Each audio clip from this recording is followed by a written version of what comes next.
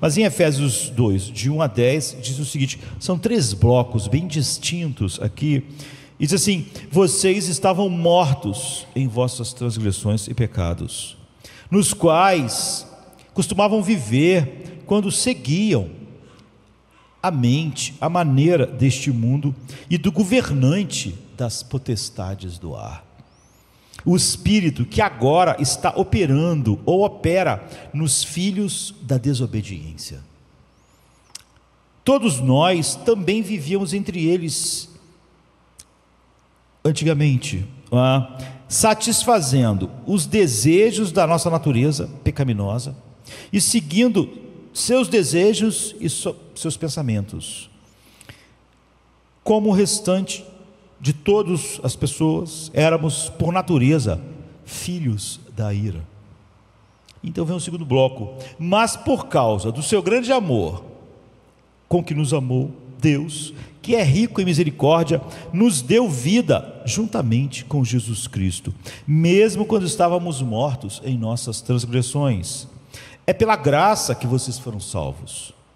E Deus nos ressuscitou com Cristo e nos fez assentar com Ele nos lugares celestiais em Cristo Jesus, a fim de que, nas eras vindouras, Ele pudesse mostrar as incomparáveis riquezas da sua graça, expressa em sua bondade para conosco em Cristo Jesus. Então vem o último bloco, que é do 8 a 10, não é? Que diz: pois é pela graça que vocês foram salvos, por meio da fé, e isso não vem de vocês, é dom de Deus, não por obras, para que ninguém se glorie, pois somos criação de Deus, como o mundo foi criado no Gênesis, né? Criados em Cristo Jesus para obedecê-lo, para boas obras, aos quais Deus preparou essa vida de obediência de antemão, para que nelas vivêssemos. Outro dia eu dei 2 respostas iguais a 2 pessoas que fizeram para mim perguntas diferentes, não é? Uma pessoa tinha um interesse em conhecer mais sobre a potestade, o príncipe que agora opera nos filhos da desobediência, no diabo. Ela falou assim para mim: como eu poderia conhecer mais o diabo? Conhecer mais como ele é, como ele age, o que o impulsiona. E a minha resposta foi: conheça mais o seu coração.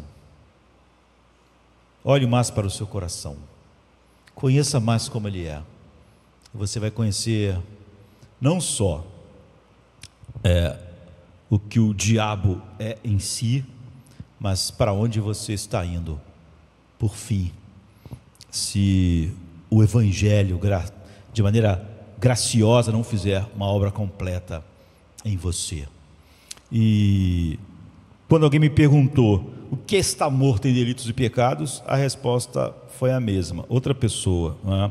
Então a gente está olhando para essa grande carta do apóstolo Paulo, olhando de maneira, olhando de relance, que na verdade essa carta diz quem é a igreja, o que é a igreja, como a igreja é formada.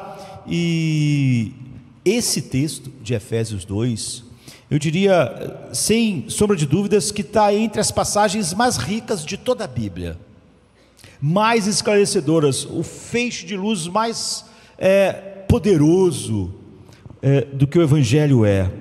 E esses versos definem o que é ser salvo, o que é a salvação, o que ela é de tal maneira tão bem delineada que você pode olhar para você e saber se você realmente está nas linhas traçadas pela pena de Paulo e pelo poder do Espírito, não é? E se eu te perguntasse o que é ser salvo, eu não sei o que você ia responder, mas o que você respondesse tinha que estar nesse texto. Se o que você responder sobre ser salvo não estiver nesse texto, e como ele define, você não tem uma ideia correta de salvação. E é óbvio que isso coloca tudo em perigo. Você não tem ideia do que é a salvação, como é que eu posso estar salvo sem ter ideia do que é a salvação, ou sem entender no que eu digo ter crido? Então, é uma das passagens mais ricas de toda a Bíblia, e algumas coisas aparecem de novo e de novo. Diz 2 vezes que nós somos salvos pela fé, não é? Nesse pequeno trecho. E os cristãos falam sobre ser salvo, e a grande pergunta é: o que significa realmente ser salvo? Nós precisamos entender um monte de coisas que as palavras em si agora já não carregam mais os significados adequados. Então, seja o que for que você diga, eu disse, o que significa salvação tem que estar aqui. Não está aqui, a sua definição que nem ouvimos vai estar completamente errada. Então observa que Paulo, ele divide muito facilmente aqui esse texto que a gente leu em três blocos, 3 partes muito distintas, apesar de termos aqui um trecho pequeno, não é, que a gente depois subdividiu e só dá 10 versos. Os versículos de 1 a 3 falam sobre a nossa vida antes de sermos salvos. Todos nós éramos filhos da ira como os demais, andando segundo o príncipe desse mundo, sendo igual à cultura que nos cerca, e nós seguimos as nossas mentes, os nossos pensamentos, etc. Então, os 3 primeiros versos falam de nós perdidos. O que é a perdição? E você vê que não tem nada sobre ir para o céu, para o inferno.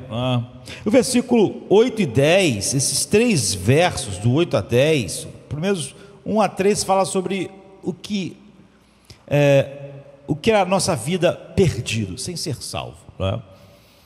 De 8 a 10, esses 3 versos nos dizem sobre a vida para a qual nós fomos salvos. Nós fomos salvos para uma vida, para algo, para um viver. E esses 3 versos de 8 a 10 diz que vida é essa para a qual nós fomos salvos. Mas no meio deles, como no meio do sanduíche, está o versículo de 4 a 7, que nos diz como nós passamos daquela vida, filhos da ira, segundo a potestade que opera nos filhos da desobediência. Como é que nós passamos daquela vida para essa outra coisa completamente diferente do verso 8 e 10? Como é que essa travessia foi feita? Então, nos diz o que é a salvação, nos diz do que nós fomos realmente salvos e como somos levados de um tipo de vida para outro tipo de vida. Então nós vivemos nos versículos 1 e 3 e fomos levados de uma maneira gloriosa. Pedro podia dizer que esse pulo do versículo 1 e 3 para o versículo 8 a 10 é ser tirado do império das trevas e ser levado para o reino do Filho do seu amor, para lá. Então a gente quer olhar isso dessa maneira, de uma maneira muito panorâmica, mas muito importante. Então, em primeiro lugar, ver do que nós fomos salvos no início, depois, em segundo lugar, para o que nós fomos salvos, para que tipo de vida, e no meio disso, como somos salvos e por meio de que nós somos salvos. Ou seja, como eu disse, é uma das passagens mais importantes em toda a Bíblia e sobre o Evangelho. Então, do que nós somos salvos? Os primeiros 3 versículos são um retrato, um perfeito retrato feito pelo próprio Deus, abrangente, de quem são os seres humanos, como nasceram em Adão. Ou seja, eu vou dizer, o humanismo secular não gosta do que é dito. Há muitas pessoas que não gostam do Evangelho, quanto mais eles se opõem ao humanismo secular, porque há pessoas que realmente têm um coração decidido a misturar as duas coisas, luz e trevas, e acham que realmente há alguma possibilidade. Nós estamos falando sobre coisas que são diferentes, mas que são opostas. Ou seja, a condição humana fora de Deus. Diz muito, de maneira famosa, que estamos mortos em delitos e pecados, mortos em transgressões e pecados. O que isso significa? O que significa ser realmente pecaminoso?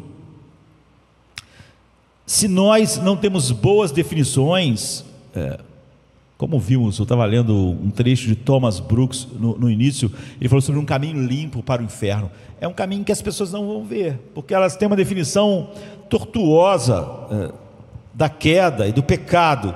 Então a resposta é que significa, em primeiro lugar, ser escravizado. Enquanto que mesmo a igreja dos nossos dias, foi uma luta por todos os tempos, gosta de falar sobre a liberdade humana, mas a própria definição do homem fora de Deus é escravidão. E é uma escravidão com várias matizes, porque você nota que 2 vezes a palavra seguir aparece. No versículo 2 diz assim: vocês seguiam da mesma maneira que todo mundo, vocês seguiam no curso desse mundo, e não só apenas isso, do governante das potestades do ar. Tudo que vocês faziam estava de acordo com o mundo e com Satanás. No verso 3 diz que nós seguimos, ao seguir o mundo e ao seguir a ser conduzido pelo príncipe das potestades do ar, estranhamente, nós não estávamos seguindo isso assim, sendo arrastados, sendo levados, relutantes, não, porque ele define a mesma coisa, seguir com o mundo e ser levado pelo príncipe das potestades do ar. Ele diz que, quando ele vai dizer a mesma coisa dentro de nós, diz assim no 3, vocês seguiram os desejos da natureza de vocês. Vocês estavam seguindo como o mundo, estavam sendo conduzidos pelo príncipe das potestades do ar. Mas o que vocês estavam fazendo? O que vocês gostavam de fazer. Vocês estavam seguindo os desejos da sua natureza pecaminosa. E a palavra seguir aqui em português é muito fraca para a palavra que Paulo está usando no grego, não é? Ele diz: todos nós também vivíamos entre eles, como eles, éramos como eles. Aqueles que são alienados de Deus, filhos da ira. E como a gente vivia junto?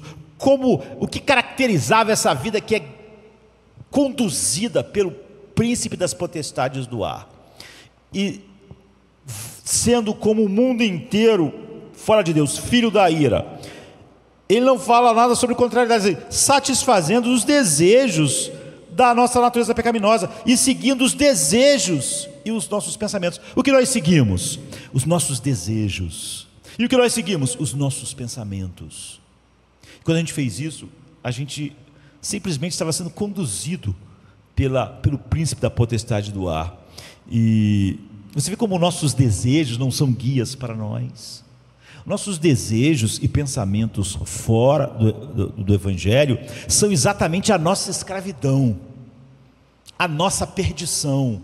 Seguir nossas ideias, nossos pensamentos e os nossos anseios e desejos, como muitos achariam que era uma coisa boa, não é? Como eu disse, as pessoas redefinem muito a verdade pelos desejos dela e pelos seus pensamentos. Há pessoas hoje que aceitariam claramente o casamento oposto ao que Deus definiu, se alguém da sua família se abraçasse aquilo, e acabar de um jeito, olhando de uma outra forma. Por quê? Qualquer problema que mostre algo diferente do Evangelho em que as pessoas amam, elas redefinem a verdade, como se a verdade dependesse do pensamento e dos desejos humanos, quando na verdade isso é a definição da escravidão. E como restante, porque nós seguíamos nossos pensamentos e os desejos de nossa natureza pecaminosa, nós éramos como todo mundo, filho da ira. Então, como eu disse, em português a palavra não transmite a força do grego aqui. A palavra grega é ser dominado, é algo que nos controle. Controla nossos pensamentos, controla as nossas afeições, controla a nossa vontade. Essa é a definição, na verdade, da depravação total. Todas as nossas faculdades viraram trevas. Então não há nenhuma das faculdades humanas que podem ser o ponto no qual ele dá um passo para fora. todas as suas faculdades seguem o curso deste mundo, todas as suas faculdades estão sob o domínio da potestade do ar, e todos os nossos pensamentos e desejos refletem isso. Se você está em pecado, a razão é que estamos mortos em transgressões e pecados, que somos tão indefesos quanto alguém morto é indefeso em relação à morte. Alguém morto foi abraçado pela morte, foi engolido pela morte. Quando você vai no enterro, aquela pessoa foi engolida pela morte. Não é um pequeno poder, a morte é um poder imenso, não é? De tal maneira a morte é um poder imenso, né? Jó chama do rei dos horrores, que tudo que a gente teme é por causa da morte. Na verdade, é um pouco do poder da morte que a gente vê nas coisas, e é só por isso que a gente teme aquilo, o homem natural, não é? Se você tem medo do mar, é óbvio que você não tem medo do mar. Você queria, na verdade, ser um Aquaman, você queria ir lá para o fundo do mar, olhar os peixes, olhar tudo, você é curioso, você queria saber tudo. Então por que você tem medo? Porque o mar tem um pouco do poder da morte, e ele pode bem te matar. Então por que as pessoas têm medo de voar? Voar é maravilhoso, nós queríamos voar como as águias, olhar o mundo de cima é incrível.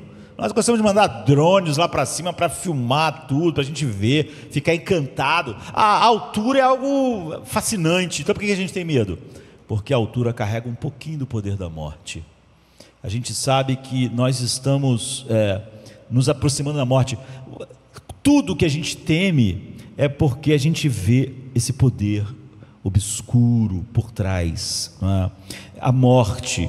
E então essa visão que Deus quer que a gente tenha, esse poder totalmente controlador e dominador que a morte é sobre um homem. Quando você vê ele ali morto, então nós estávamos mortos assim, em nossos delitos e pecados.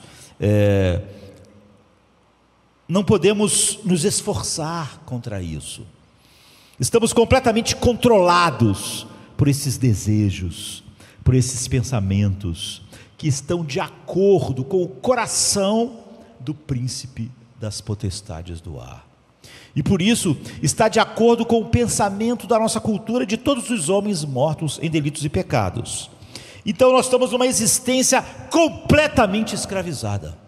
Falar sobre a liberdade humana, de como o homem usa a sua liberdade para ser salvo ou não, é uma negação do estado do homem e da verdade do Evangelho. Então aqui você vê três agentes. Primeiro de tudo, estamos escravizados à mente do mundo, às maneiras do mundo. Nós andamos conforme essa mente. Literalmente diz o espírito da época. Nós somos dominados pelo espírito da época, não é? Sobre a era na qual nós vivemos. Nós podíamos dar o nome humanismo secular a isso. Depois diz que também estávamos escravizados para o governante de tudo isso, que é o príncipe das potestades do ar. Esse é o diabo, é a segunda coisa nessa escravidão. Eu sei que se tivéssemos tempo seria interessante descer a esses termos e dizer o que a Bíblia quer dizer com o espírito da época. O que a Bíblia quer dizer sobre, na verdade, o coração do humanismo secular. E o que significa a escravidão ao diabo, ao príncipe das potestades do ar. Não é? E por mais interessante que sejam, e eu bem gostaria de falar a respeito, não vamos entrar nisso, porque a ideia principal, e que a gente quer ver olhando Efésios, é sempre as ideias principais, já que é um voo panorâmico. O pensamento-chave por trás do que significa estar escravizado ao pecado está no versículo 3, onde diz: nós estamos o tempo todo satisfazendo os desejos da nossa natureza pecaminosa e seguindo seus desejos e pensamentos. Essa é a ideia central do tamanho, da grandiosidade dessa escravidão. Não ao espírito da época apenas, não às potestades, a príncipe das potestades do ar, mas é que o núcleo da nossa Escravidão é que simplesmente a gente é levado a satisfazer os desejos da nossa própria natureza. E seguimos não só os seus desejos, mas os seus pensamentos. Então a frase natural, aqui, a natureza pecaminosa, descrita aqui, é a tradução da palavra grega sarx, que significa carne. Mas nesse contexto, e em vários contextos onde a Bíblia usa, não está falando sobre o nosso corpo físico, não é? Carne, em detrimento a você ter o espírito e esse corpo é físico. Não. Significa exatamente aquilo que Luciano estava aludindo hoje pela manhã. Refere-se à nossa natureza humana egocêntrica. E por isso, quando a pessoa disse que queria saber mais sobre o diabo, não é? Como ele age, supostamente para ter alguns saber como ele age, para pensar em como o resistirá, enfim, eu falei para olhar para o seu próprio coração, porque aqui o núcleo central da nossa escravidão refere-se à natureza humana egocêntrica, voltada para si mesmo, que é o que nós ouvimos hoje de manhã. É isso que te motiva, naturalmente. O que te motiva é o egocentrismo. É isso que te domina. É isso que domina os teus pensamentos. É isso que domina as tuas escolhas. E é isso que te controla. Se você diz, olha, eu gostaria de ouvir mais sobre o diabo, ok. O que fez o diabo ser o diabo? Porque eu dei a resposta àquela pessoa. O que fez o diabo ser o diabo? 1 Timóteo 3, Paulo diz que quase que casualmente, ele diz assim: não deixe essa pessoa se tornar arrogante, orgulhosa. Falando para Timóteo. Então ele diz: pois então ele cairá no mesmo julgamento do diabo, na mesma condenação. Agora, o que fez o diabo ser diabo? Por que se você quer conhecer muito o coração do diabo, você deve olhar para o seu coração? O que fez o diabo ser diabo? Orgulho, arrogância e egocentrismo. Paulo está dizendo: não deixe essa pessoa, pregue para ela, não deixe ela ser dominada pelo orgulho, para que ela não caia na mesma condenação, porque isso é que fez o diabo, e é isso que faz ela exatamente como o diabo é, e é isso que une os destinos deles, não é? Porque é a mesma condenação, é a mesma coisa, não é? A mente humana, os seus pensamentos, seus desejos controladores, então, são todos egocêntricos. Portanto, por mais interessante que seja falar sobre o diabo em oposição ao pecado dentro do coração, na verdade é o mesmo problema. O diabo não tem um problema diferente do teu. É por isso que, se isso não é radicalmente alterado, é o que a salvação faz, os destinos são os mesmos. E no fim, você não é melhor.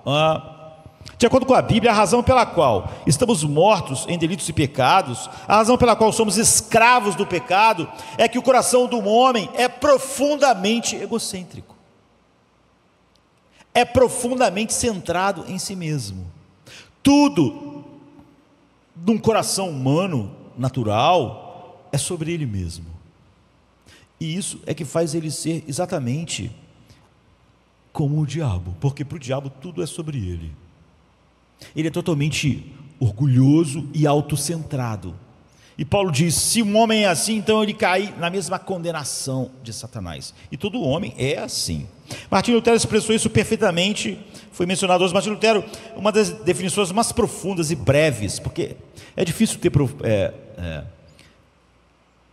definições profundas breves. Isso é quase uma maravilha, assim, porque às vezes a gente, para dar uma definição profunda, é muito longo, mas essas pequenas definições breves, mas profundas, são fundamentais, porque é óbvio que é mais fácil nós guardarmos breves definições do que definições imensas, mas é muito difícil pegar algo profundo, uma verdade profunda, e definir aquilo com poucas palavras.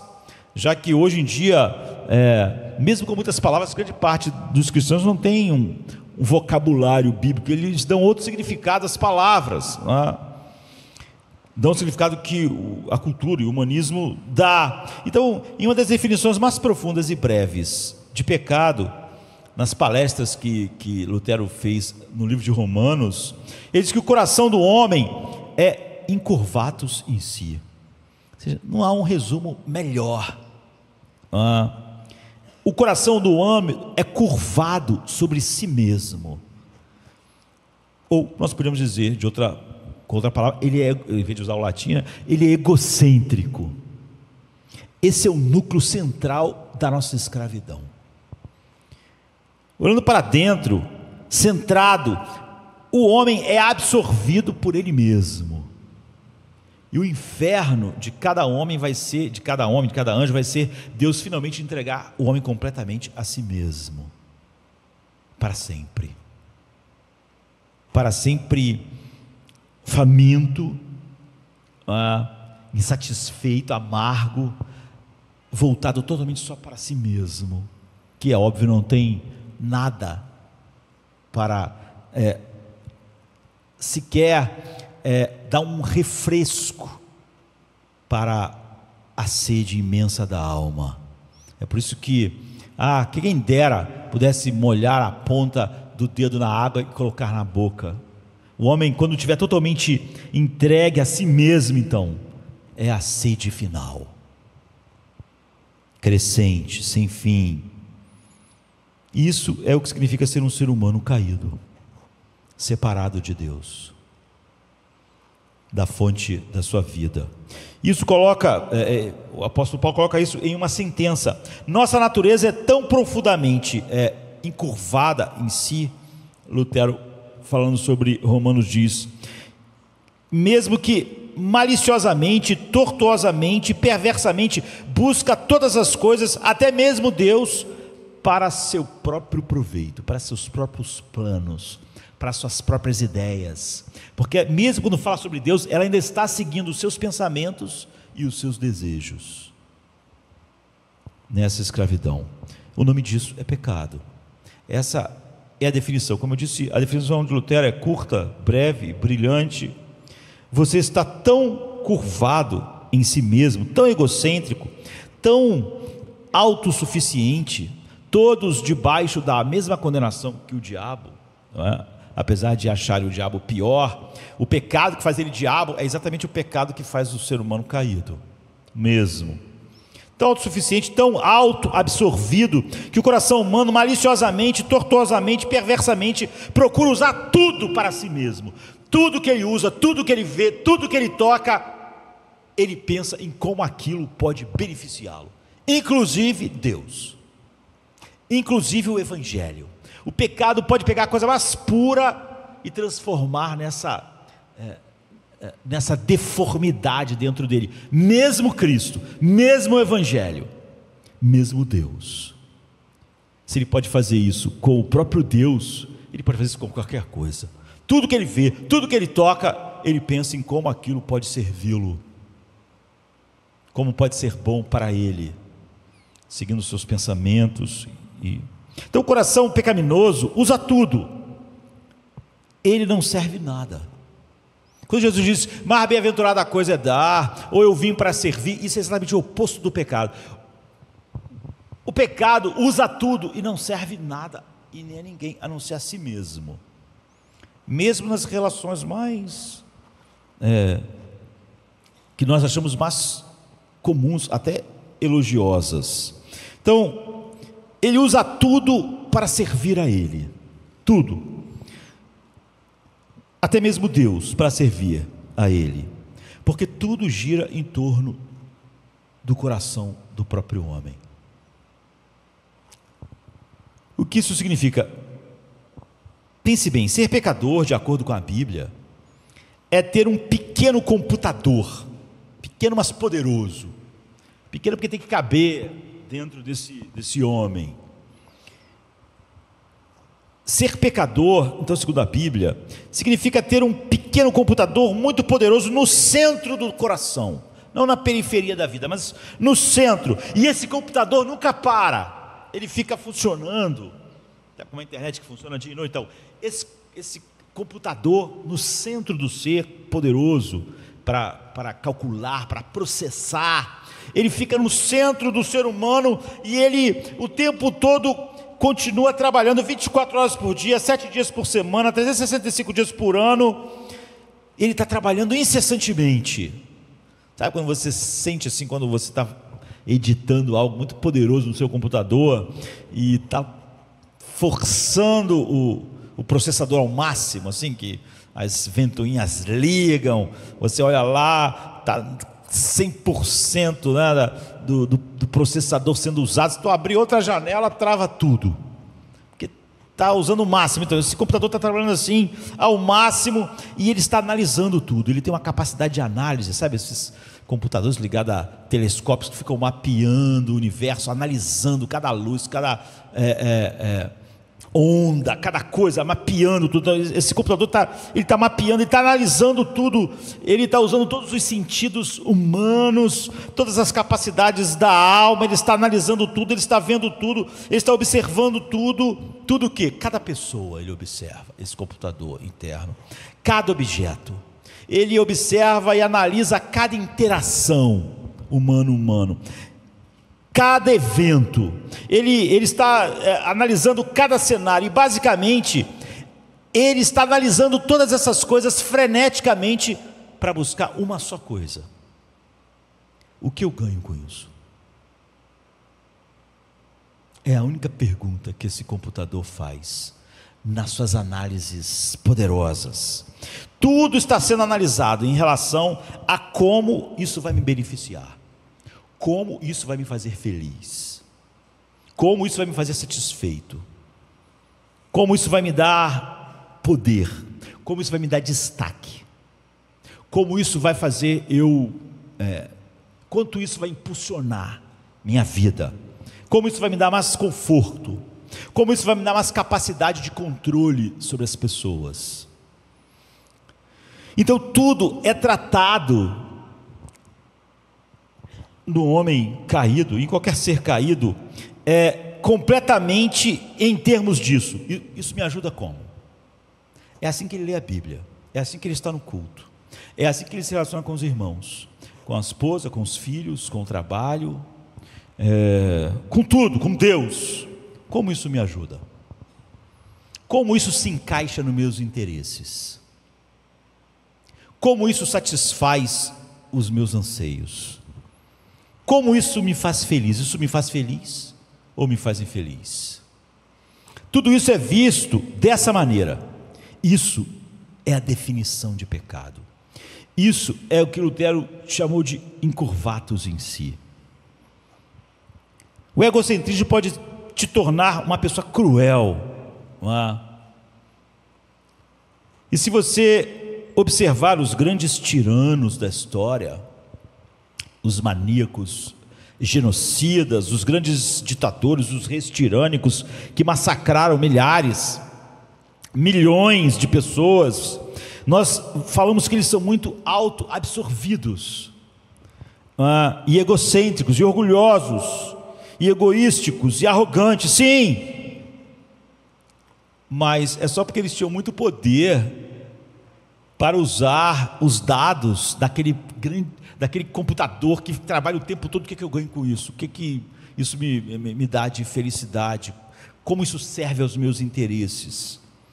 Então, frequentemente, o egocentrismo te torna, ainda mais quando se junta a capacidades e poderes, assim, não é diferente o computador no coração de Calígula do coração de qualquer outro pecador.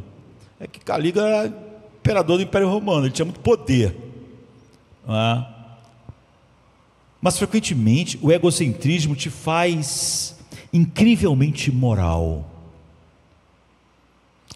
O egocentrismo faz você também viver de uma maneira praticamente oposta a isso, faz você ser o Saulo de Tarso, um cara irrepreensível, cara que cumpria todas as coisas segundo a lei externa, de maneira, se tinha que orar tantas vezes, ele oraria, Estudar, ele estudaria. Se tivesse que fazer qualquer coisa, ele faria. Então ele era o cara mais moral, mais correto, ele era um exemplo. Então, mas é o mesmo egocentrismo que está operando isso. Então, muitas vezes, todas as coisas que te parecem melhor nesse mundo, é só pecado mesmo. E você acha que o mundo seria melhor se todo mundo estivesse fazendo aquela coisa, mas na verdade, esse mundo não seria nem um pouco menos pecaminoso, e nem um pouco menos sobre as garras do príncipe das potestades do ar, e não menos escuro do que é, e não menos seguindo a mente e os desejos, do que quando você olhasse para o maior vilão, não é? Se você tem um ego voraz, se você precisa desesperadamente se sentir bem consigo mesmo, se tudo é sobre você, não há a melhor maneira de se sentir bem consigo mesmo, não há a melhor maneira de colocar as pessoas em dívida com você, fazendo coisas boas. Botar as pessoas mais sob o seu controle, devendo algo a você, em dívida. Não há a melhor maneira de ter controle sobre as pessoas, não há a melhor maneira de se sentir bem consigo mesmo, do que ser uma pessoa ótima. Uma pessoa que ora, ó Deus, obrigado, porque eu não sou como os demais homens, roubadores, adultos, eu sou casado, fiel à minha esposa, um marido incrível, um pai maravilhoso, obrigado Deus, porque eu não sou como os outros, como os outros homens, eu jejuo tantas vezes, eu oro, eu leio a Bíblia, e então o egocentrismo é uma potência enorme para você ser uma pessoa moral. O egocentrismo leva a maioria das pessoas a serem incrivelmente boas, entre aspas, e a tentarem fortemente isso, né? O que você está fazendo é servir aos outros, ao ser um bom filho, ser alguém dentro dessas marcas. Mas como disse Lutero, você está o tempo todo servindo você mesmo. Você sempre tem um interesse em todas essas coisas que é centrado em você mesmo. Você vai estar muito sensível se o resultado disso for algo contrário aos teus desejos, ao teu senso de satisfação ou à felicidade que você acha que as coisas deviam te dar. Você não está fazendo isso pelas pessoas, você não está fazendo isso por elas, você não está fazendo isso por Deus, você está fazendo por você. Essa é a essência do pecado, é o pecado em seu estado bruto. Você está fazendo coisas que parecem muito boas para as pessoas, e até coisas que parecem espirituais, você está ajudando elas por você, para que você possa se sentir significativo, importante, para construir tua autoestima, para ter um senso de valor. Entende? Você está sendo muito bom, mas é tudo sobre você. Você está trabalhando muito, você está trabalhando muito no ministério, mas é um trabalho sobre você, para você. E você vai querer colher, é óbvio, os frutos que o teu pensamento e sentimentos ansiaram ao fazer aquilo. Senão aquele computador vai dizer, isso não está sendo bom para você, não está trazendo sua felicidade, você tem que reagir a isso. Então lembre-se, como no primeiro filme do Rocky, ele está falando com Adrian, e ele está tentando dizer, olha, por que você quer essa luta? Você vai lutar contra o campeão mundial, você vai perder, sabe? Você não devia entrar nessa luta. Para que entrar numa luta que você sabe que o outro é muito melhor que você? E a resposta é uma resposta memorável, né? Essa luta vai ser um grande evento, mas todo mundo sabe que é um evento de alguém que vai lutar contra alguém muito melhor. Por que então você vai fazer isso? É a pergunta de Adrian para ele. Ele disse, eu só quero ficar até o último round. Eu sei que eu não vou vencer, mas eu vou saber então que eu não sou um vagabundo. Eu vou saber que eu tenho valor, e as pessoas vão saber também, porque eu vou ficar em pé. Eu posso apanhar como um louco, mas eu quero ficar até o último round em pé. no fundo, todos nós sentimos que somos vagabundos, e estamos fazendo algo lá fora para tentar convencer o mundo de que nós somos pessoas de valor. Portanto, tudo que a gente faz é para lidar com esse senso. O propósito, o egocentrismo não apenas te faz uma boa pessoa às vezes, ele pode te tornar uma pessoa muito espiritual aos olhos do mundo inteiro e da igreja visível. Então você lembra que Lutero disse que o que fazemos muitas vezes é que nós, quando somos levados pelo egocentrismo, nós seremos incrivelmente impulsionados a querer obedecer o que a Bíblia diz e supostamente amar a Deus e assistir e ler muitos sermões e tomar notas dos sermões e orar e tentar obedecer as coisas, mas você está fazendo tudo aquilo por você mesmo. Quando qualquer coisa não sai como você quer, você vai pensar: por que não está acontecendo por que isso está acontecendo comigo? Tenho orado tanto, tenho pregado tanto, tenho me abstive de tantos pecados. Está vendo? Era tudo sobre você, era tudo pecado. Como você sabe quando está fazendo tudo isso por você? Então, Lutero disse o quê? O coração humano pecaminoso busca usar todas as coisas, até mesmo Deus, para o seu próprio bem. Quando as coisas não vão bem em sua vida, é que você sabe que tudo que você fazer é por você. Por que as pessoas dizem: estou fraco espiritualmente? Por quê?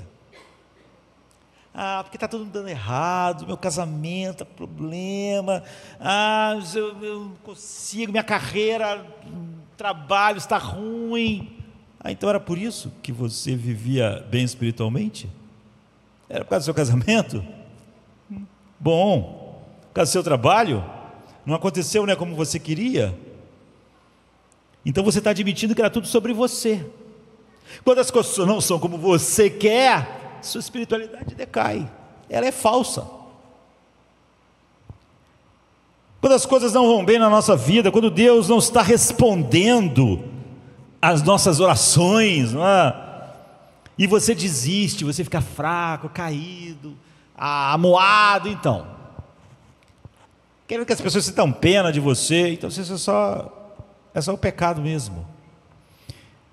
Eu vivi tão bem, me esforcei tanto, porque Deus não está correspondendo. Então era tudo sobre você, o tempo todo. Se não era sobre você, o que acontece com você não muda em nada.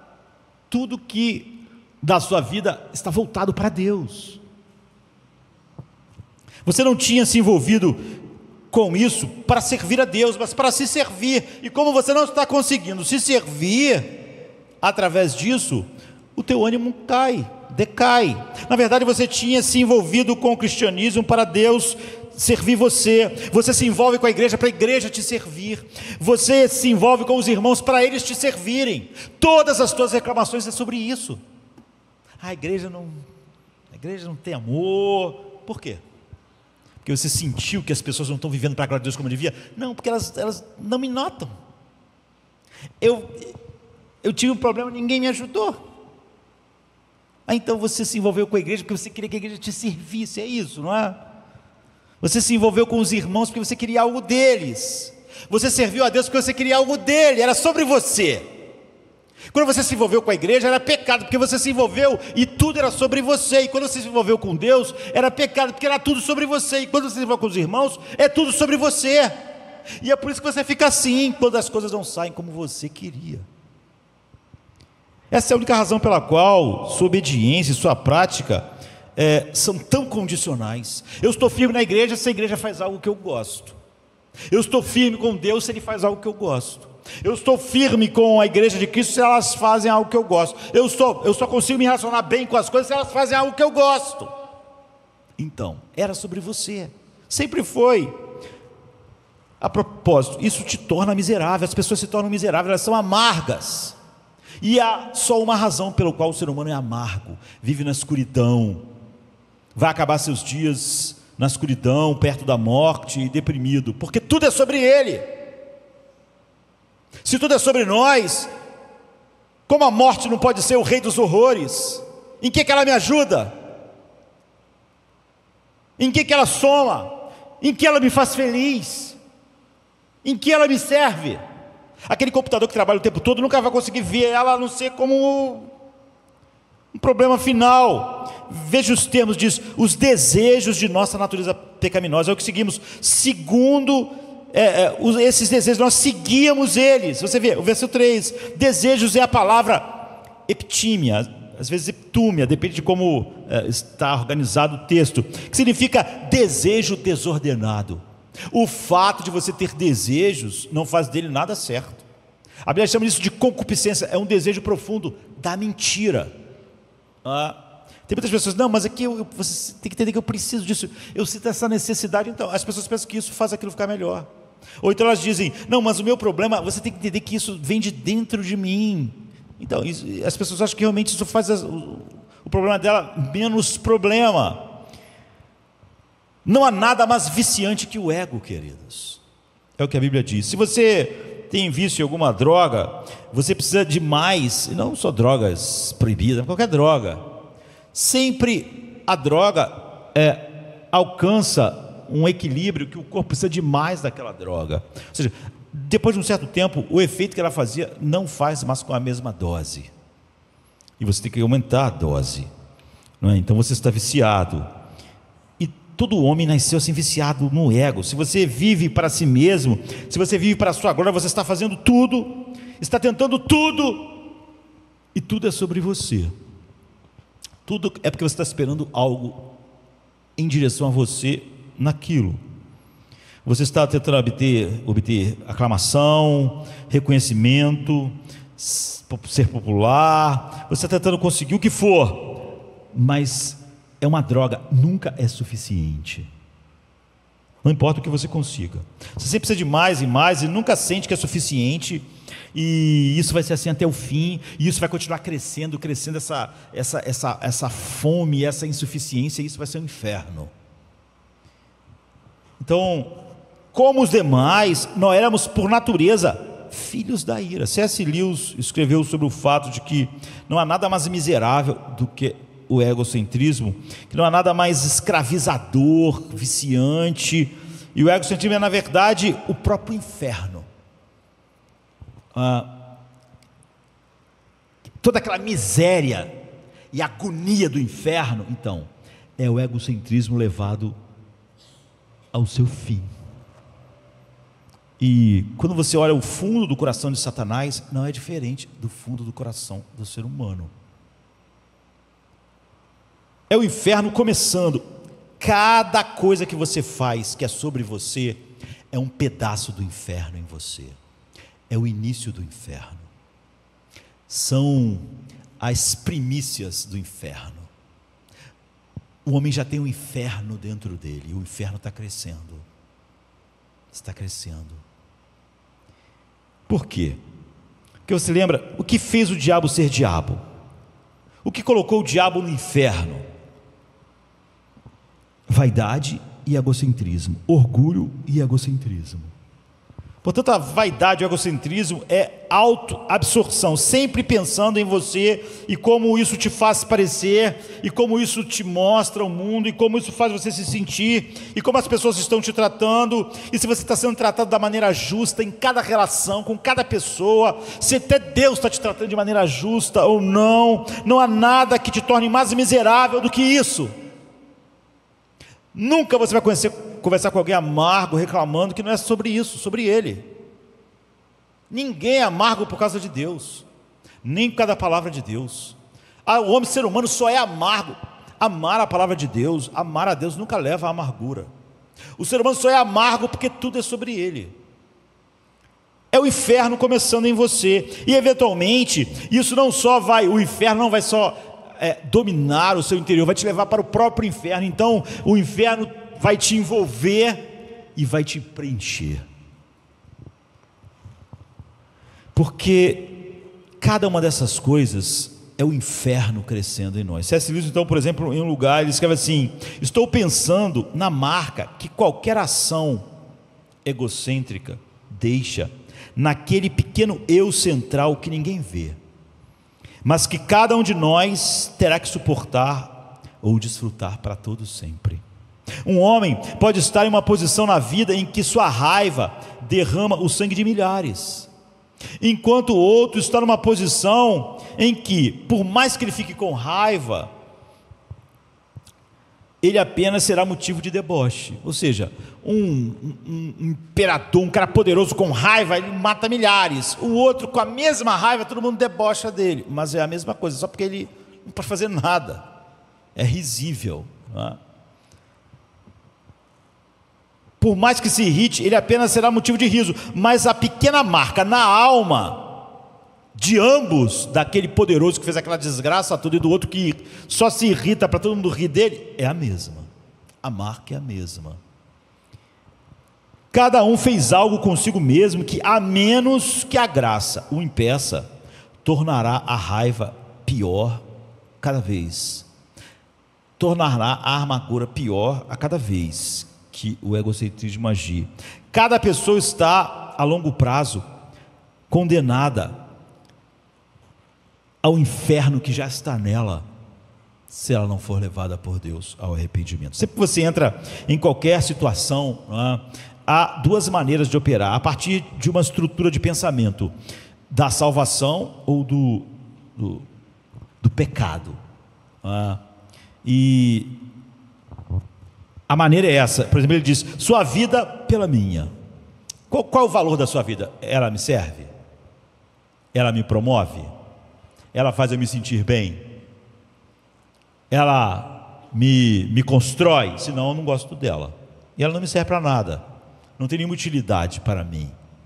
Não é útil. Ela não me constrói. Então, e a outra maneira é minha vida pela sua. Não é? Eu estou aqui nesta igreja não por causa dos meus interesses, mas por interesses de outro e de outros. Isso vai mudar tudo, não é? Eu estou nesse casamento não pelos meus interesses. Você vê que isso é exatamente o oposto de como o coração do homem funciona naturalmente. Cada vez que você diz sua vida pela minha, você coloca uma pequena marca na sua alma, que é exatamente a que Satanás tem na dele, no coração dele. E você se torna um pouco mais do que você já era, um pouco mais egocêntrico, um pouco mais orgulhoso, um pouco mais encurvados em si, um pouco mais autojusto, achando que merece realmente essas coisas, e um pouco mais irritado. Porque é óbvio que as pessoas não estão funcionando de acordo, nem o mundo e nem Deus. E um pouco mais amargo. E é um pouco mais difícil você controlar cada vez mais. Essa morte de pecado está crescendo dentro de você. E pouco a pouco vai te tornar mais miserável, até que você esteja na miséria final, que é o inferno. Esses sentimentos, esse egocentrismo vai ser o verme que nunca morre, a amargura que nunca cessa, o horror da insatisfação que não tem fim. É um verme que vai comer para sempre o coração assim. Então, quando você sentir isso amanhã, pense: esse é o inferno. Quando você sentir essa amargura amanhã, quando você sentir essas coisas no seu coração, em relação às pessoas, Deus, a igreja, então pense: esse é o inferno em mim. Se isso crescer, como crescerá, se o evangelho não impedir, eu já tenho um inferno em mim, e um dia ele só vai ser completo. Ou seja, esse é o inferno que começou em você, e um dia te levará para ele, finalmente.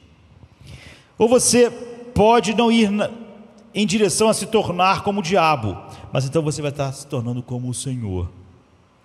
Não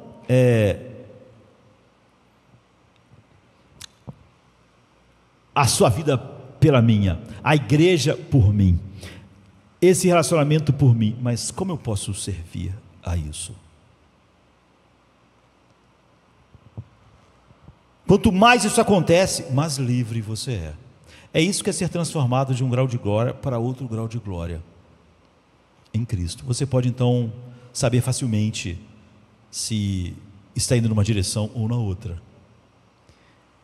Então, para que somos salvos? A segunda coisa, né? O tempo voa. A gente tem que pular e ir para o fim da passagem, brevemente.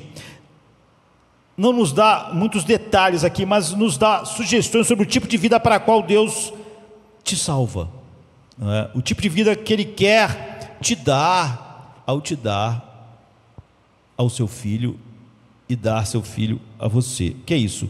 Alguns termos fascinantes, não é? Que a gente está nesse voo só panorâmico. Um deles é, talvez você pense que sabe o que significa. Diz assim: pois é pela graça que vocês foram salvos, por meio da fé, e isso não vem de vocês, é dom de Deus. Isso está dizendo que você não é salvo por quão bom você é, merecedor ou qualquer coisa assim.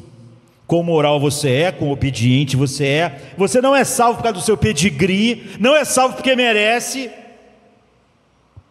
Você não é salvo por causa de nada que você é ou faz. O outro operar sempre acha que merece coisas que não estão sendo satisfeitas pelas outras pessoas, pela igreja, por Deus e por tudo, né? A salvação de Deus é um dom. Uma vez que você recebe essa salvação, você deve ver tudo na vida como um dom agora. Não só que o cara definiu errado, a salvação é ir para o céu. Não é só ir para o céu que você não merece nada. Tudo é um dom, até mesmo a tua fé é um dom. Então diz que até mesmo a tua fé é um dom, que a fé é uma coisa maravilhosa, boa, mas não flui de você. Não é algo que você trouxe para você. Não trouxe, olha, Jesus fez tudo e eu entrei com a minha fé. Não. Você não trouxe nada. Você veio de mãos vazias. Então o tipo de vida que Deus quer que você viva é a vida que você vê tudo como um dom. O que está vivendo de acordo com o Evangelho? É a vida que vê tudo como um dom. Tudo. Você vê tudo que você tem como um dom. Não como eu trabalhei duro para ter isso. Não, você não vê assim. Essa não é a visão do coração salvo. O coração salvo diz: o que eu tenho é um dom. Ou eu mereço mais. Por que a pessoa é amarga? Porque ela acha que merece mais. Eu já disse, o Evangelho, Deus nunca leva alguém amargo, sempre só estava fazendo tudo. Ele podia ser o cara mais esforçado na igreja, no mundo, no trabalho, no casamento. Ele estava se servindo, e é por isso que ele é amargo.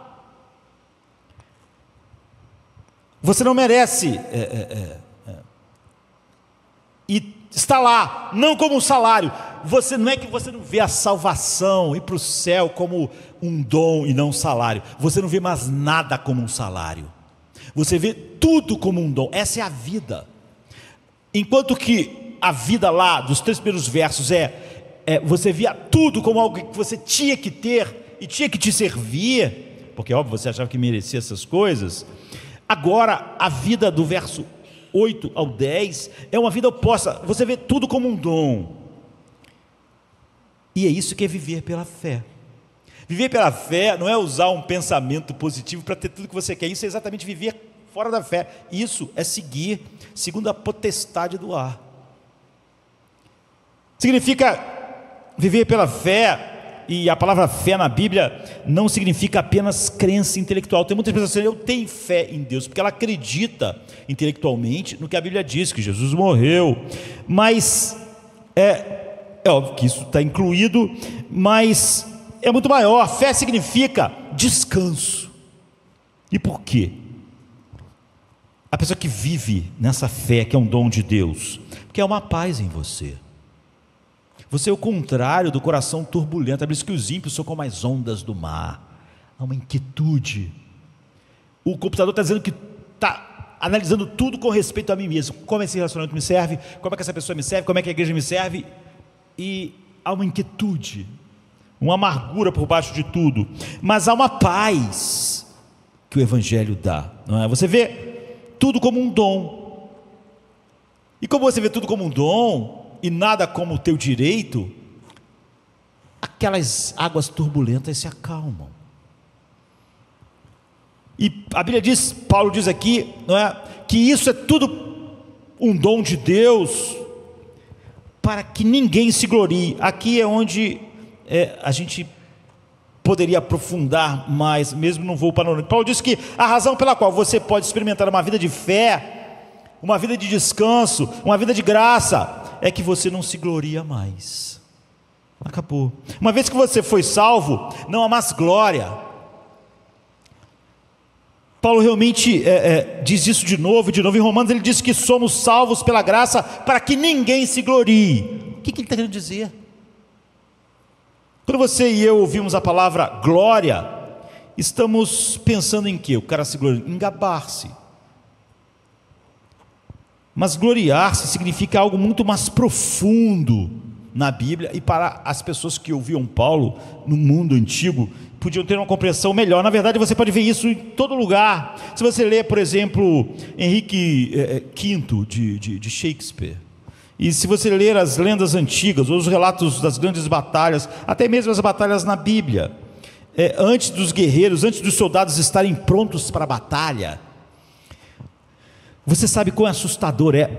A guerra é assustadora hoje, né? Mas naqueles dias, você tinha que chegar muito perto do inimigo com a sua espada, não é? Você estava ali, o sangue do seu inimigo te sujava.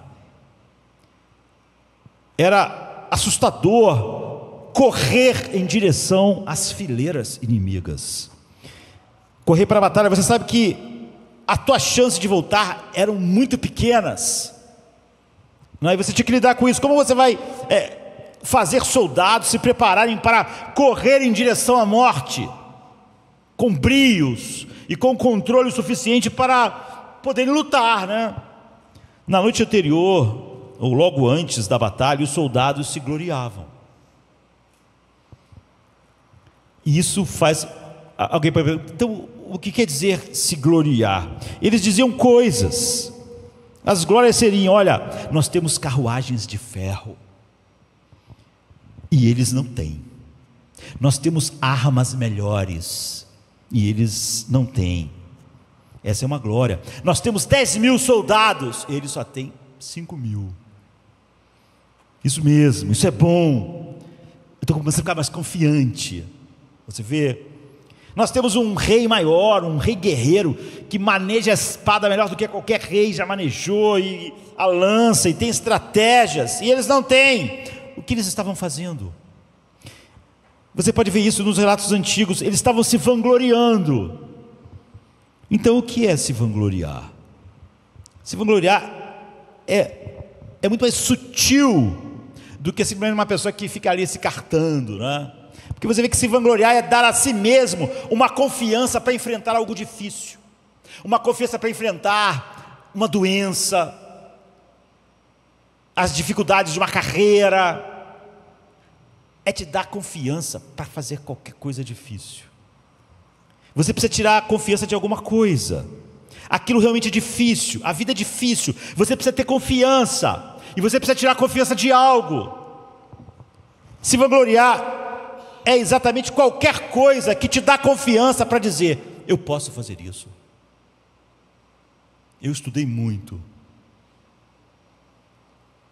eu posso fazer isso, eu tenho tanto de dinheiro, eu posso fazer isso porque eu não sou ninguém, eu sou uma pessoa inteligente. Hoje diriam que isso é ótimo, né? A psicologia pop diz isso mesmo, você é capaz. Então, você tem que tirar a sua confiança de algum lugar. Como é que você vai enfrentar a vida? Nós podemos fazer isso. Sempre que alguém diz: eu posso fazer isso, eu tenho capacidade de enfrentar essa situação, eu vou lutar contra essa doença, eu vou fazer isso, eu vou lutar aqui, nesse relacionamento, qualquer coisa que você introjete confiança em você. Porque Paulo diria que a grande coisa sobre a vida cristã é que ela acabou com isso, acabou com a vanglória. É o fim. Porque do que ele está falando? Nós não somos guerreiros, não estamos amanhã para enfrentar um exército enorme e eu pensar: não, nós temos 20.000 soldados. Ele está pegando uma ideia e aplicando. Eis o que ele realmente está dizendo: todos se vangloriam, ou seja, todos tiram sua confiança de alguma coisa para enfrentar a vida. Só que hoje isso é visto como algo positivo. A pessoa, para enfrentar a vida, está edificando sua autoestima, dizendo: olha, eu sou capaz, eu tenho isso, eu vou poder enfrentar isso sim. E confissão positiva, né? Ou então autoajuda. Eu posso, porque se aquela pessoa pode, eu também posso, porque eu também, sabe? Todos estão se vangloriando. É o que Jeremias 9 diz. Deus diz: não se glorie o sábio na sua sabedoria. Mas qual é a maior tentação do sábio, queridos? Pensar: eu sei lidar com isso porque eu sou sábio. Não se glorie o forte na sua força. Não se glorie o rico em seu dinheiro. Mas no que o rico se gloria? Onde está a confiança? Onde está a confiança nele para enfrentar as coisas? No dinheiro. Onde está a confiança do sábio? Na sabedoria. Dizer isso assim parece um absurdo, porque o que o sábio tem? A sabedoria. Em que ele vai confiar? Na sabedoria. Realmente um cara burro, né? Ou então ignorante, confiar na sua sabedoria seria uma bobagem, a gente imagina, porque ele não é. Uma pessoa sem dinheiro, confiar no dinheiro, é um tolo, não tem dinheiro. Um cara fraquinho, confiar na sua força, ele é maluco, não é? Ele é fraco. Mas o forte confia na sua força. Eu vou lidar com isso. Do que ele está falando? O que é isso? A vida fora de Jesus Cristo significa que cada um de nós está procurando alguma coisa para se gloriar, para descansar, para ter paz, para dizer: eu vou poder lidar com isso. Cada um de nós está procurando algo para se orgulhar, para ter um senso de valor, dar a si mesmo confiança. Sempre que você está confiante para fazer algo,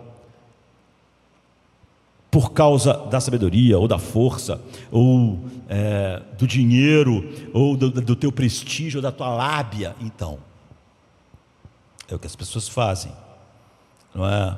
É como a nossa época isso é seguir o pensamento do mundo, isso é estar sobre as potestades do ar, isso é seguir os seus pensamentos, coração. Todos esses estão tentando encontrar algo que lhes dê senso de valor, dignidade, força. Todos estão. Quando aqueles soldados, os guerreiros diziam: olhem para nossos carros de guerra. Gente, não vamos ficar com medo de morrer não, vamos lá, vamos enfrentar o inimigo. Olha, nossas espadas são as melhores. Olha, nossos soldados, eles são os mais bem treinados. Paulo diz então: um cristão nunca faz isso. Ele nunca tem confiança que isso vem ou da sabedoria, ou da força, ou do dinheiro. Se tiver, então, isso é exatamente a essência do pecado. Eles estavam criando confiança. Eles estavam dizendo que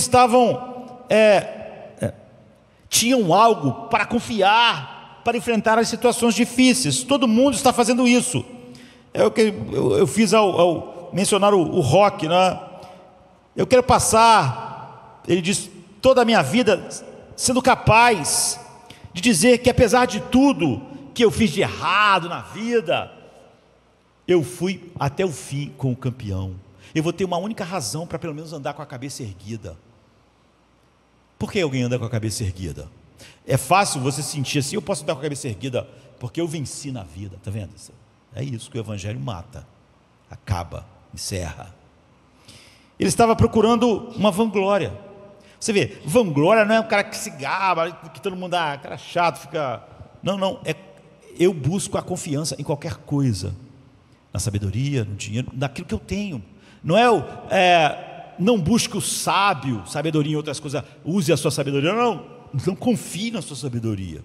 Mas nós sempre confiamos naquilo que nós achamos que somos bons, ou naquilo que nós temos. E achamos que isso é normal, que isso é a maneira como nós edificamos nossa autoestima. É o que o mundo diz, é o que o humanismo secular vai dizer. Ou seja, você está procurando algo no qual você possa descansar, em que você pode construir sua identidade, algo que você possa dizer: eu posso enfrentar a vida, eu posso andar com a cabeça erguida, eu não sou um zero à esquerda. Todo mundo está aqui. Alguns podem achar realmente que vão compreender as nuances do que Deus disse, porque são inteligentes, eles confiam nisso. O ser humano confia na sua liberdade que ele não tem. Alguns estão olhando para suas carreiras e pensando, não são muitas pessoas que chegaram onde eu cheguei. Eu tive que lutar muito, mas eu tive capacidade de avançar onde outros não puderam. É de onde ele está tirando a confiança dele, está vendo? Para enfrentar as próximas coisas. Alguns olham para os seus salários, alguns olham para a sua decência moral. Paulo olhava para o seu pedigree, para a sua espiritualidade fervorosa. Sabe, alguns olham para a sua vida de oração. Eu sei que eu posso enfrentar isso porque eu sou um homem de oração. Vanglória. Não é? Você está olhando para algo, mas algo exaustivo, algo que te esmaga, porque sempre é centrado em você e depende de você. Quando você está procurando coisas para se vangloriar, você está procurando coisas que você tem que conquistar, não é? Coisas que você precisa adquirir, pelas quais você tem que se esforçar.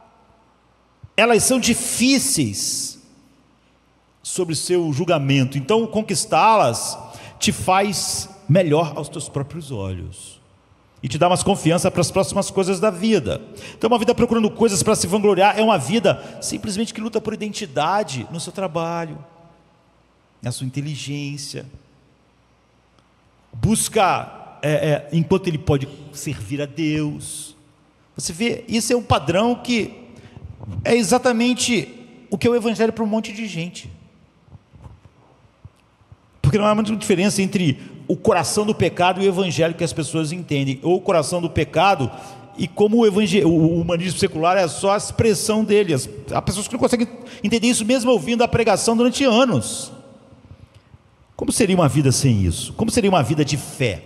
Paulo está dizendo, o contrário disso é uma vida de fé. Fé. A vida de fé é na vida que você crê em Deus para conseguir as coisas, para conseguir finalmente tudo. Isso não é uma vida de fé. A vida de fé é o oposto disso. Uma vida de fé, a definição seria uma vida sem nenhuma vanglória. Zero vanglória. Deixa eu apenas dar 4 características de uma vida assim: de luta, vanglória, inquietação. As pessoas podem gostar ou não. Uma vida de inquietação e ansiedade é uma vida de vanglória. É por isso que eu estou inquieto. Naquilo que é me dar força para enfrentar a vida, eu não consigo. As coisas estão acontecendo de tal maneira que eu estou com medo, eu estou sem força para enfrentar a vida. Aí eu vou ouvir alguém que vai dizer para mim: confie em si mesmo, vamos aqui fazer uma série de papos, até que você comece a sentir o seu valor. Isso é vanglória. Como isso pode me ajudar, na verdade, se isso é a essência do que o evangelho me liberta? Então pensa a raiva versus o contentamento. Você acredita que tudo que você tem é um dom e que você não merece? Teu carro, ou se você não tem carro, tua roupa, teu sapato, teu prato de comida. Você acredita que tudo isso é um dom, que você não merece o seu prato de comida, que você não merece o seu trabalho, que você não merece nada disso? Essa é a vida de fé. Você vê que ela está indo por um caminho que é exatamente o oposto do pecado, mas é meio oposto ao que o ser humano é, e que ele entende ser bom, porque o mal no ser humano não é visto como mal por ele mais. Então isso significa que não importa como a vida vá, você diz: bem, Senhor, Tu sabes melhor do que eu não mereço nem o que eu tenho, que dirá as coisas que eu não tenho. Você está sempre contente. Você vê como você vence o descontentamento, a amargura, a reclamação. É a vida de fé. É realmente acreditar, não vem de vós, é dom de Deus. Muitas pessoas que acreditam não acreditam nisso de jeito nenhum, nem entendem o que é isso. Isso não é como você, é como se lá no fundo você realmente, cada amargura, cada reclamação, é como se lá no fundo você está procurando algo para se vangloriar e não está achando, algo para criar suas confianças. Você está procurando em algo para descansar, que finalmente você ia descansar, não ia estar insatisfeito se você conseguisse. Você está tentando ganhar a sua salvação, você está tentando ganhar o seu senso de confiança, você está tentando ganhar força para enfrentar a vida amanhã, e você se acha inteligente, então você se gloria na sua sabedoria. Em vez disso, você está sempre trabalhando muito, e quando sua vida não vai bem, quando as circunstâncias não vão bem, você fica bravo com a vida, fica bravo com Deus, você não diz, mas você fica espiritualmente mal, você não tem mais interesse, você não consegue estar num culto, você não consegue estar com a sua Bíblia, porque não consigo, eu estou deprimido, estou para baixo, não consigo nada. Mas você vê isso tudo como, na verdade, você é uma vítima dessas coisas. Você sente culpa, mas é uma falsa culpa, porque ela é centrada em você e não em Deus. A culpa verdadeira, que é evangélica, é uma culpa centrada em Deus. Portanto, há sempre uma corrente de raiva e de não contentamento, em casa, no trabalho, na igreja. Você está sempre com raiva, lá no fundo, há sempre um mau humor, você nunca realmente, você sente que a vida não te trata bem, você sente que as pessoas não te tratam bem, como você tinha que ser tratado, você sente que a igreja não te trata bem, você tem uma vida de absoluto contentamento, ou se encontra sempre achando que a vida não te trata bem. É assim que você sabe se você vive pela fé ou segundo o príncipe deste mundo. A segunda coisa é desprezo versus aceitação. Não há problema em ficar feliz por ter trabalhado muito, pelo contrário, é bom, não é? Você ser não só um bom trabalhador, mas alguém esforçado. Na verdade, há muitas pessoas que na verdade se orgulham do fato de que, seja o que for, eu sou uma pessoa produtiva. Eu trabalho muito, então, quando eu tiro disso a minha confiança, o meu senso, aí é vanglória. O trabalho não foi feito para isso. Não há problema em ficar feliz em fazer um trabalho, em fazê-lo da melhor forma possível, mas se aquilo de alguma maneira te define, de tal maneira que você pode olhar para quem trabalha menos ou não é tão bom quanto você e tirar disso um pouco da força para viver, então é vanglória. Você simplesmente não pode ser simpático com alguém que não é tão esforçado no trabalho quanto você, porque o teu senso vem dali.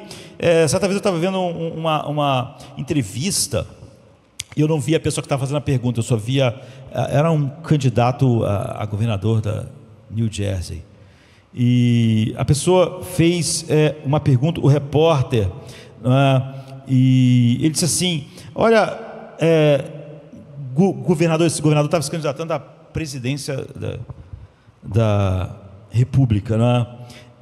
Ele diz assim, a pessoa que perguntou lá no meio dos vários repórteres: você está sempre falando sobre disciplina fiscal, que tal tentar um pouco de disciplina física?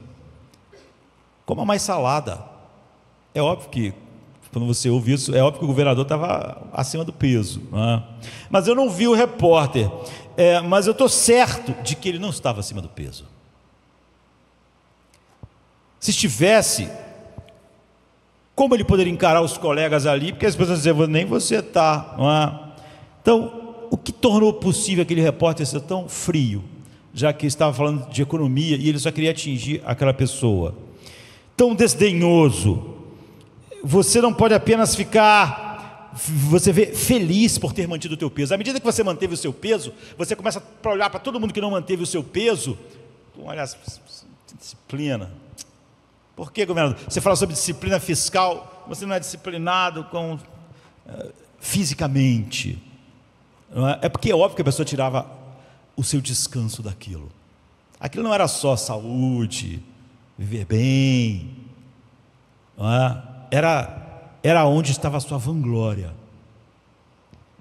Geralmente a maioria das pessoas não deixa o desprezo aparecer igual aquele repórter, porque a gente sabe que as pessoas não gostam de pessoas orgulhosas, que se gabem. Então o ser humano tende a deixar isso guardado, não é? Porque você quer ser bem visto. É uma das maneiras com que você é egocêntrico. Se você anda por aí desprezando todo mundo, fazendo todo tipo de comentário desprezível, todo mundo vai achar você desprezível. Você não quer isso, não é? Mas você vive sempre medindo e dando forças para você mesmo e descanso, porque você conseguiu algo e o outro não conseguiu, quer seja financeiramente, quer seja com o seu físico ou qualquer outra coisa. A terceira coisa é amargura versus perdão. Se você sabe que é salvo pela graça, e você vive pela fé, e não por obras, então você sempre pode perdoar. Alguém me disse assim: eu não consigo perdoar. Quer para dizer o seguinte: eu não estou na graça. Porque é óbvio que só porque eu estou tirando vanglória, não é, da minha vida, é que eu não posso perdoar outra pessoa. Porque quando eu não posso perdoar alguém de jeito nenhum, quando eu posso guardar amargura e rancor, e o perdão se torna um problema insuperável, e ele é um problema insuperável para o homem natural, é porque eu tenho certeza que eu não faria o que aquela pessoa fez. É por isso que eu acho imperdoável. Se eu fizesse, eu ia achar que aquilo era perdoável, as pessoas deviam perdoar. Mas por que eu não consigo perdoar? Porque eu não faria isso, eu jamais. Eu não sou o tipo de pessoa que faz isso aí, não é? Porque você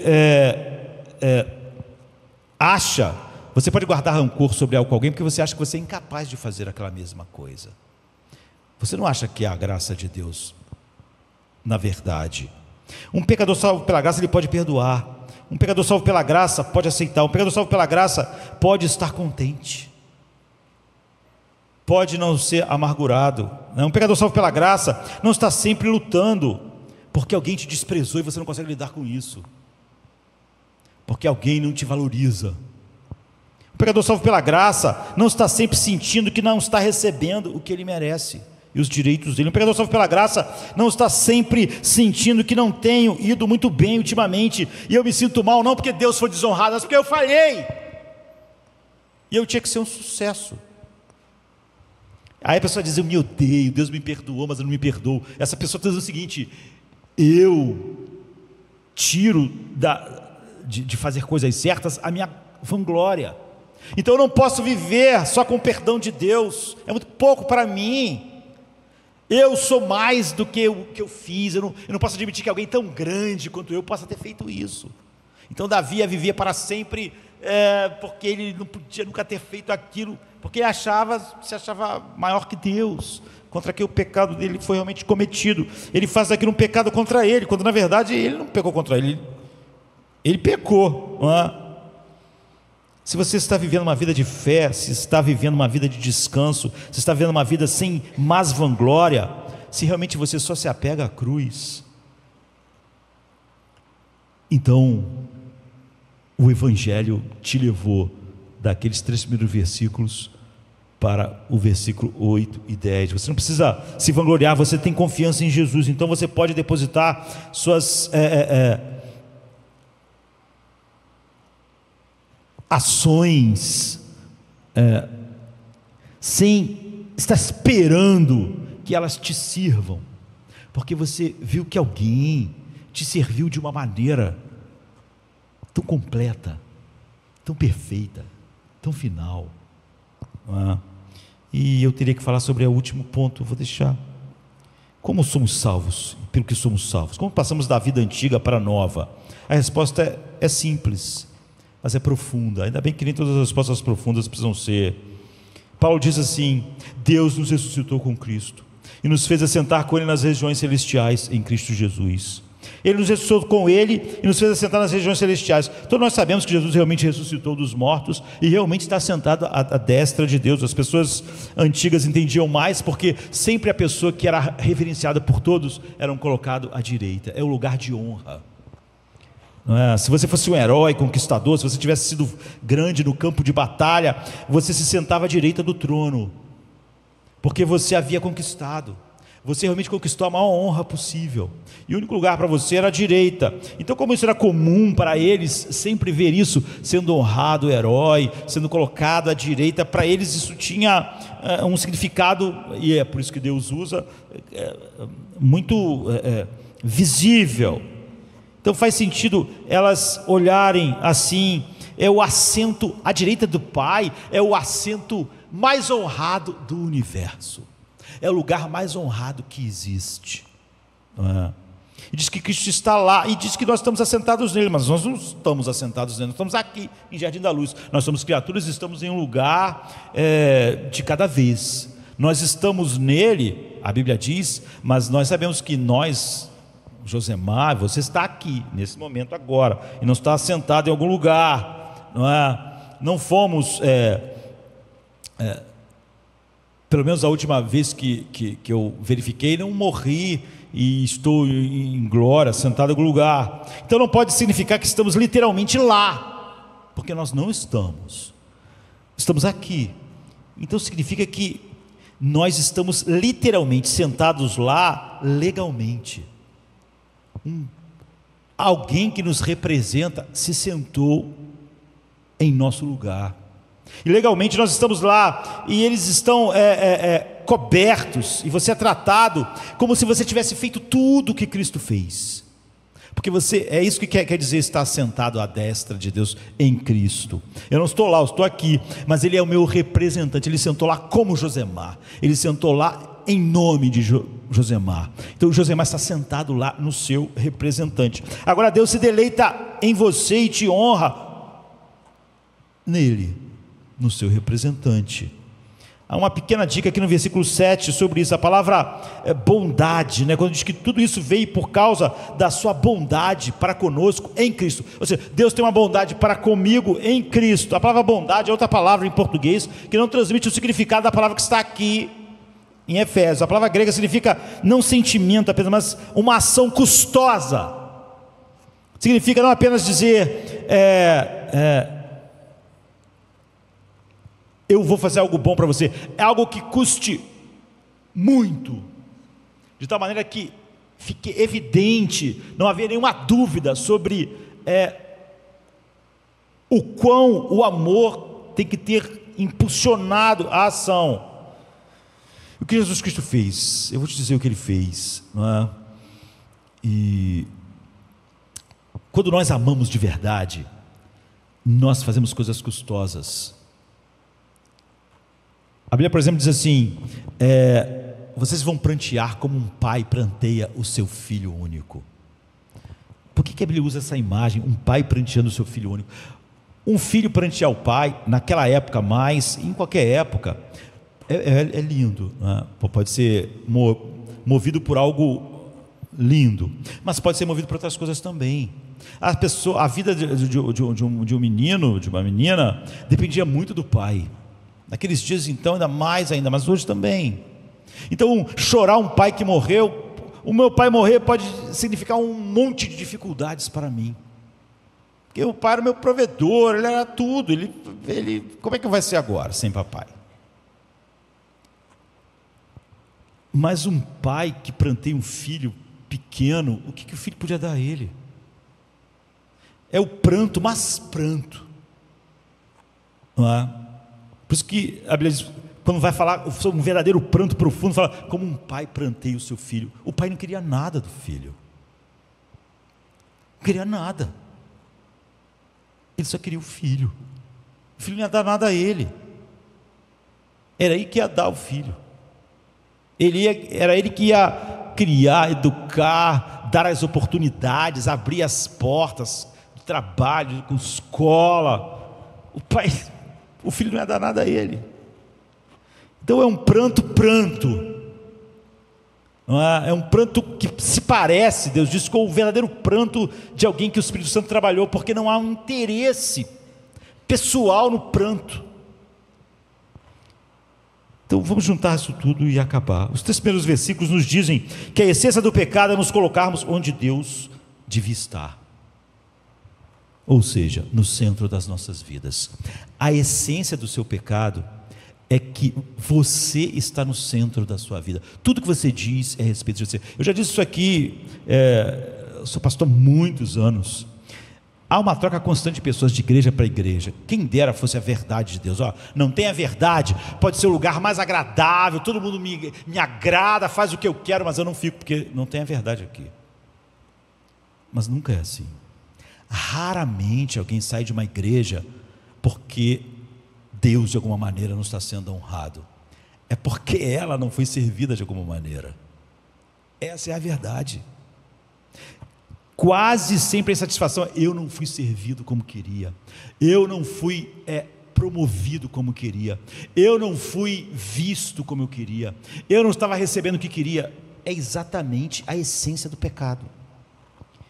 Então, os 3 primeiros versículos dizem que a essência do pecado é que nós nos colocamos onde Deus, e só Deus devia estar, que era o centro das nossas vidas. Nada era a respeito de nós. No centro das nossas vidas, no trono das nossas vidas. Somente Deus poderia estar lá. Então, o que é o pecado?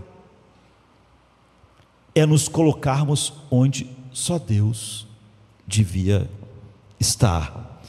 Quando você pensa no pecado, então o que é a salvação? É Deus se colocar onde só nós merecemos estar, na cruz. Porque Jesus Cristo foi e tomou nosso lugar, que é a punição que merecemos por tudo isso, e Ele não apenas tomou a nossa morte física, Ele tomou a ira de Deus. Ele vai abraçar o que Ele não merece, porque nós sempre achamos que merecemos as coisas. Ele foi separado do seu pai, e Ele, é óbvio, não mereceu nunca ser separado do seu pai, e nós, porque achamos que merecemos tudo, estamos mortos em nossos delitos e pecados. E Ele teve uma separação eterna do pai. Nós podemos imaginar o que é isso, não é? Ele experimentou a nossa punição. Essa é a razão pela qual, por exemplo, um teólogo antigo diz assim: a essência do pecado é o homem se substituindo a Deus, enquanto a essência da salvação de Deus é Deus se substituindo ao homem. Nós nos colocamos onde Deus apenas merece estar, e Deus se colocou onde nós merecemos estar. Como isso funciona? Funciona assim: você quer finalmente ser arrancado do seu próprio egocentrismo, você quer que finalmente a igreja não seja a respeito de você, que as pessoas não sejam a respeito de você, seus filhos, sua esposa, e que você tenha aquele computador funcionando o tempo todo. Como isso me serve? Como isso me faz feliz? Como isso me promove? E reagindo amargamente porque o computador descobre que as coisas não estão funcionando dessa forma. Ele te salvou através da absoluta oposição, do exatamente oposto. Você é tudo sobre o que você merece, o computador trabalhando, dizendo o que as pessoas deviam fazer, as situações, a igreja, Deus. E Jesus fez exatamente o oposto. Ele te salvou através do ato mais radicalmente não egocêntrico que já existiu. Não pode existir um ato maior do que o dele, porque ele merece tudo. Ele merece toda a honra e toda a glória. E ele tomou o ato mais egocêntrico, ou seja, mais antipecado que poderia existir. Embora fosse Deus, sendo igual a Deus, ele se esvaziou da sua glória, desceu e tomou o lugar de quem não merece nada. E ele disse: minha vida pela sua, quando na verdade o pecado é a tua vida pela minha. Ele está dizendo: minha paz pela tua. Eu vou perder minha paz, eu que sou a própria paz, vou ser separado do meu Pai, para que você tenha paz. Vou perder minha alegria, que é o meu Pai, para que a minha alegria esteja em você. Eu vou perder meu descanso perfeito, e vou mergulhar na mais profunda agonia. Eu vou perder a comunhão com o meu Pai, para que você tenha comunhão com Ele. Quando você vê isso, quando o Espírito Santo abre os teus olhos para ver isso, você começa a viver por fé. Você começa a ver que tudo é um dom. É assim que Deus cura, assim que Deus cria satisfação, faz você finalmente livre da vanglória. Aqui está como funciona: existe uma única vanglória que acaba com todas as vanglórias, como nós vimos. O que é? Está em Gálatas 6, onde Paulo diz assim: que eu jamais me glorie a não ser na cruz. Só de lá que eu vou tirar descanso, nunca da minha sabedoria, nem do meu dinheiro, nem da minha força. Se eu sentir uma paz para amanhã, porque eu estou com dinheiro no bolso, então eu sei que eu não estou me gloriando na cruz. Eu não vou me gloriar em nada. Eu vou viver exatamente o que Deus disse em Jeremias: não se glorie o sábio na sua sabedoria, nem o forte na sua força, na sua saúde, nem eu não vou ter nenhuma confiança que não flui da cruz, não vou ter nenhum senso, nenhuma identidade. Eu não preciso que as pessoas me sirvam para me estar bem, porque eu estou naquele lugar oposto do pecado, que é a vida de fé. A cruz é a única coisa que eu me glorio, ou seja, toda a minha vanglória. Quando eu quero descanso, eu encontro na cruz. Quando eu quero paz, eu encontro na cruz. Quando eu quero senso de alguém completo, eu encontro na cruz. Eu só me glorio na cruz de Cristo. Só isso mata as outras vanglórias. Se você tentar matar de outra forma, você vai descobrir que você só alimenta esse mal. Que eu jamais me glorio a não ser na cruz do nosso Senhor Jesus Cristo, por meio do qual eu fui crucificado para mim mesmo. O mundo foi crucificado para mim, não estou esperando do mundo, e eu fui crucificado para o mundo. A minha vida não é mais aquele computador funcionando como as coisas me servem, como elas me edificam. Eu encontro isso na cruz. O que significa? Anos atrás eu lembro de falar com uma pessoa que ela viveu uma vida igual a samaritana de Jesus. Ela tinha tido uns 5 casamentos. Ela achava que o romance, que a vida, que a aventura, o sexo, a grande paixão era a salvação dela. E depois estava conversando comigo e ela tinha mudado, mas ela viveu a vida inteira assim, de relacionamento para relacionamento, e precisando do outro relacionamento se um acabasse, e ela era totalmente diferente. Eu perguntei, isso aconteceu como? E ela, aquela pessoa que parecia não ser, se você olhasse a princípio, uma grande entendedora do Evangelho, entendia muito, porque ela disse assim: olha, tudo mudou por causa de Colossenses 3, de 1 a 3, onde diz que Cristo é a minha vida. Então eu descobri que os homens não eram a minha vida, nem o casamento, nem o romance. Então se eu estiver casada, eu não me gloriaria no casamento. Então eu me gabo na cruz. Quando qualquer ideia de que eu seria feliz num próximo relacionamento, eu me gabo diante daquilo, mostrando Cristo. Você não é minha vida. Um relacionamento não é a minha vida. Um romance não é a minha vida. Um outro casamento não é a minha vida. Então ela diz: quando eu vejo alguém que poderia finalmente ser a pessoa da minha vida, eu a única coisa que flui é que eu me glorio na cruz. Isso não é minha vida. Eu não preciso me casar para ser uma pessoa completa. Não preciso de um novo romance. Agora então essas coisas caíram no lugar certo. Ela está dizendo, ela estava se vangloriando de Cristo. Você se vangloria de Cristo? Quando o dinheiro se insinua, você se vangloria de Cristo?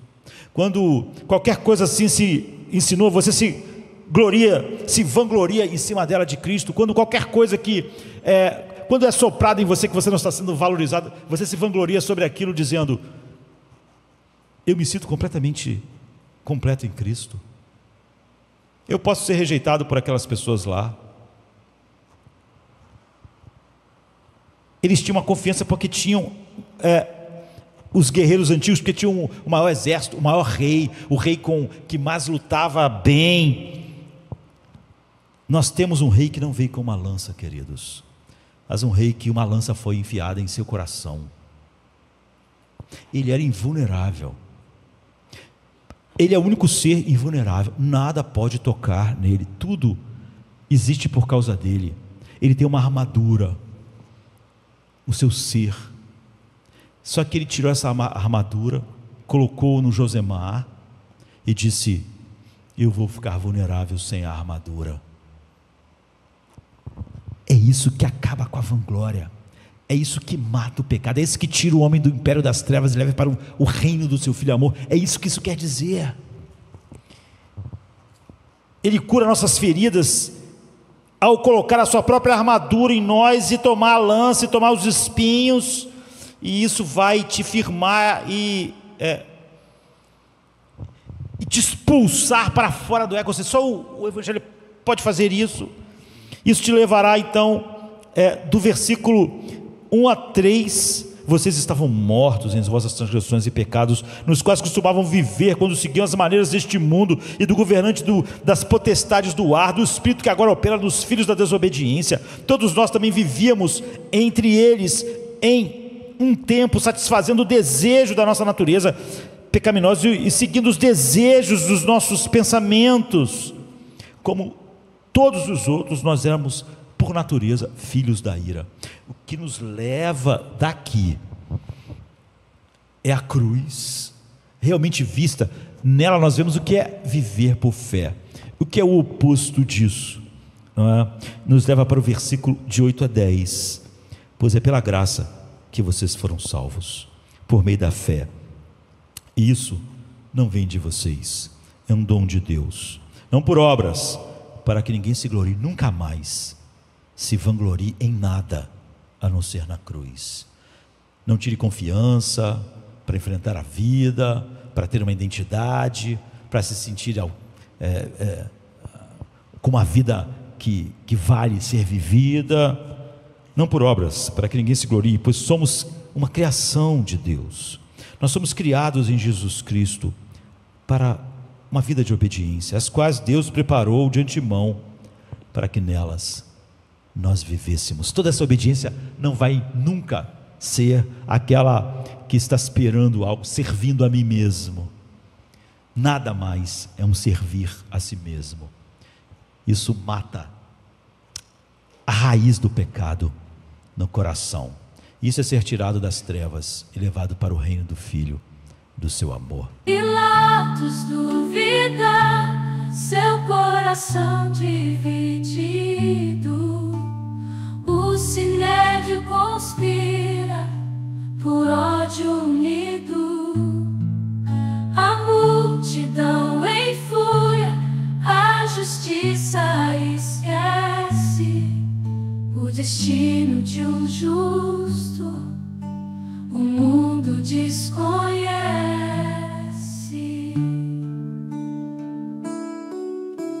Fugindo no medo, os discípulos se perdem.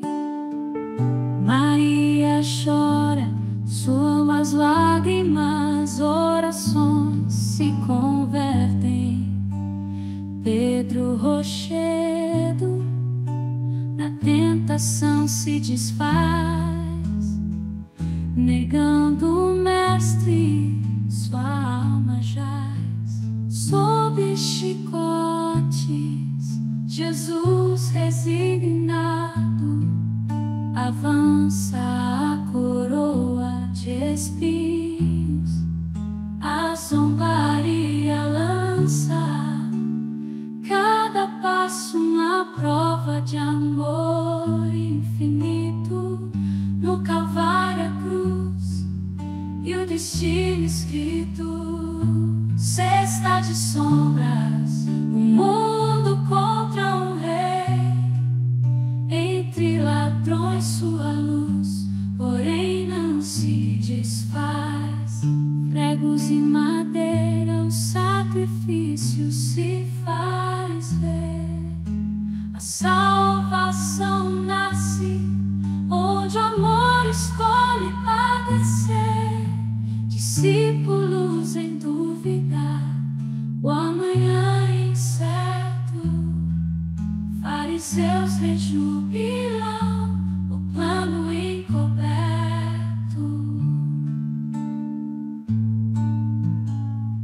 Na cruz Jesus entre o céu e o abismo, abandonado, enfrenta o próprio esmo. A criação geme, o véu se rasga, está consumado. A redenção se desvenda, a esperança morre, o luto veste o dia. Na tumba fria, o silêncio vigia. Discípulos confusos, o luto os abraça.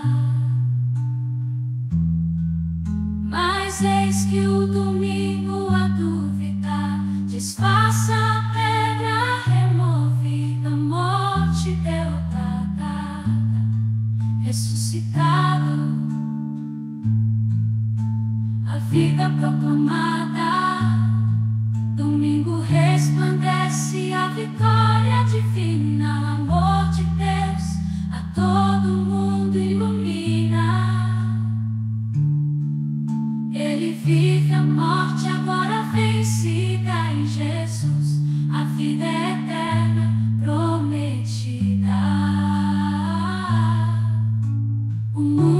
Observa, a verdade ressoa. Em Cristo a ponte para o céu se apoia. Pecado e morte derrotados na cruz. A vida eterna começa em Jesus. Anunciai com alegria a ressurreição. Jesus o caminho, a verdade, a solução. Domingo chegou.